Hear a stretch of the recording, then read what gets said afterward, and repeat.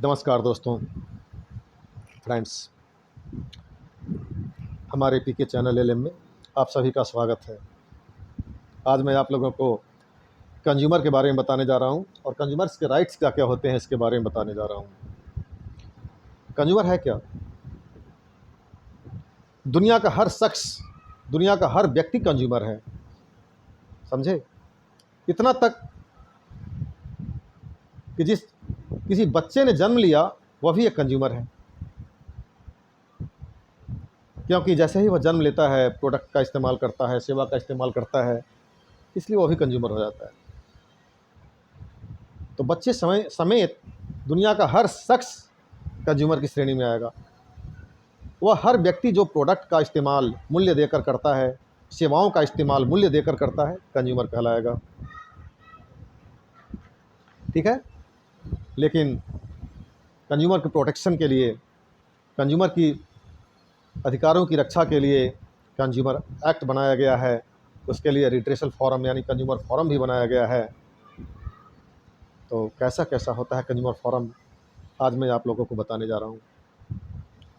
जिला लेवल पर होता है डिस्ट्रिक्ट कंज्यूमर रिड्रेसल फोरम, जहाँ की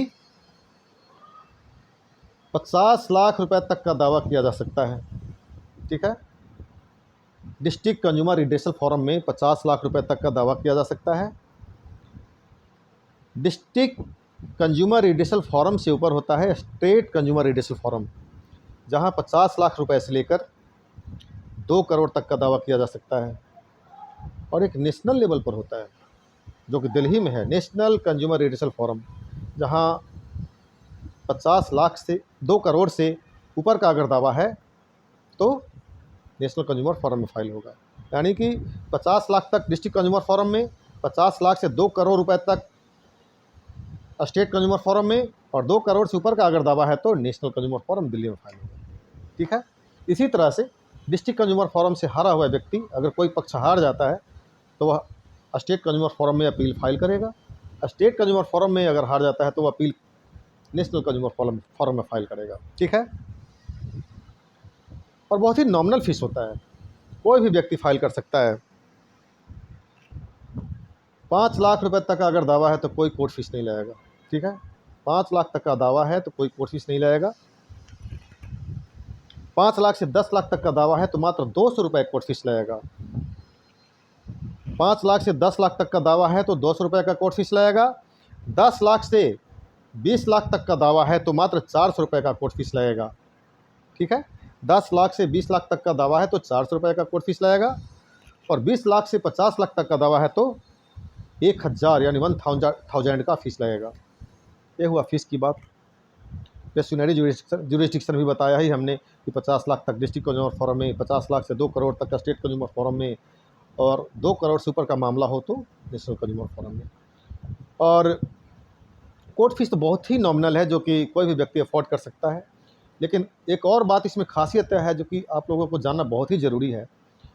कंज्यूमर फोरम जाने से डरने की बात नहीं है, क्योंकि ज़रूरी नहीं है कि आप कंज्यूमर फोरम में शिकायत फाइल करने के लिए अधिवक्ता को ही नियुक्त करें।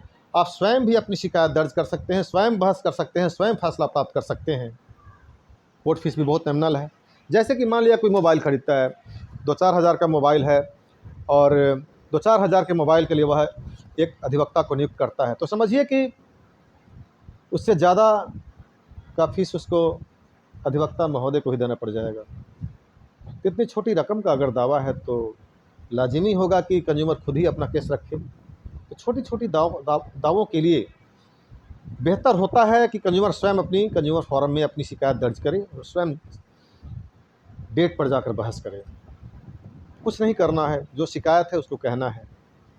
कैसी कैसी शिकायतें कंज्यूमर फोरम में दर्ज होती है।